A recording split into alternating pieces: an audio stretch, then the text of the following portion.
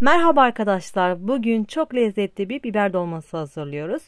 İç harcı için tavam içerisine yarım çay bardağı sıvı yağ ve bir adet kuru soğanı aldım. Soğanlar biraz yumuşana kadar kavuruyoruz. Ardından bir su bardağı pirincimi yıkayarak soğanların üzerine ilave ediyorum. Biraz pirinçler de kavrulduktan sonra üzerine bir tatlı kaşığı biber salçamı ilave ederek kavurmaya devam ediyorum. Kavurduktan sonra üzerine kabuklarını soymuş olduğum bir adet domatesi de ilave ediyorum. Onu da küçük küçük doğradım. Bu sayede fırında pişeceği için içi kuru kalmıyor arkadaşlar. Domatesi ilave ettikten sonra karıştırmaya devam ediyorum. Biraz domatesler de pişsin arkadaşlar. Sizler beni bu tarifle ilk defa tanıyorsanız lütfen henüz abone değilseniz abone olmayı, tarif hakkında yorumlarınızı yazmayı unutmayın. Ardından tuz, kuru nane, kırmızı toz biber ve karabiber ilave ettikten sonra karıştırma işlemine devam ediyoruz arkadaşlar. Bir su bardağı pirince bir su bardağı sıcak su ilave ediyorum. Biraz da fırında pişmesi için diri bırakacağım arkadaşlar. Karıştıralım ve kapağını kapatalım.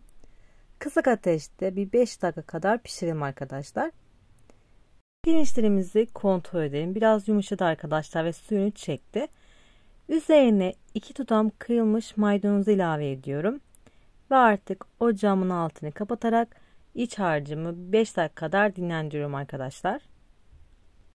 Kek kalıbında dağılmayan çok lezzetli bir biber dolması oluyor. Üstelik fırında çok lezzetli oluyor. Kalıbınızın boyutuna göre biberleri yerleştirin. Ben yıkadım ve bu baş kısımlarını kestim arkadaşlar. Ve hazırlamış olduğum iç harcı biberlerin içerisine dolduruyorum. Ama doldurmadan önce bu şekilde bıçakla çizgi atmanız gerekiyor ki içerisi tam pişsin arkadaşlar.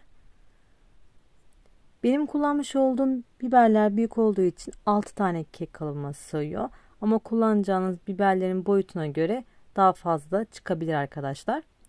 İç harcımın tamamını dolduruyorum. Üzerinde hafif boşluk kalsın arkadaşlar ki pişi zaman iyi bir şekilde dolsun. Tabii benim hazırlamış olduğum iç malzemeyi ben hepsine paylaşacağım arkadaşlar. Çünkü iç malzemeyi yarı pişirmiştik zaten ve ziyan olmaması için zaten tam yetiyor arkadaşlar. Fazla iç malzeme kullanmadık bu tarifte. Tam kararlı bir tarif oldu. Üzerlerine domates dilimiyle kapatıyorum arkadaşlar.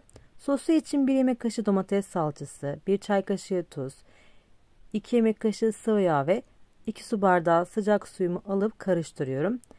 Ocağın üzerine de bir taşım kadar kaynatıyorum arkadaşlar. Bu şekilde daha lezzetli oluyor.